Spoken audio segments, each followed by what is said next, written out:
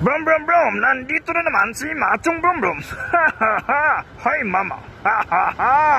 Mga kabrum brum, may nakita na naman tayong natutulos tabi ng kalsada mga kabrum brum. Bigyan na naman natin ito ng pagkain. Let's go! Punta tayo sa Jollibee mga kabrum brum para bumili ng pagkain para ibigay doon sa natutulog sa tabi ng kalsada. Let's go mga kabrum brum, let's go!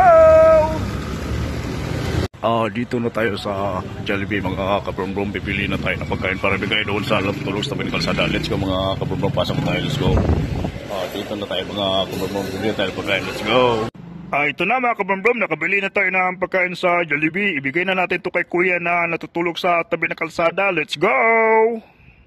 Let's go mga kabrum-brum, ihatid na natin ito pagkain doon sa natutulog sa tabi ng kalsada. Natulong na naman tayo ngayong gabi mga kabrum-brum doon sa natutulog sa tabi ng kalsada. Let's go mga kabrum-brum, ihatid na natin to. Let's go! Nandun si kuya mga kabrum-brum. Lapitan natin para bigay ito pagkain, let's go. Dito siya mga kabrum-brum.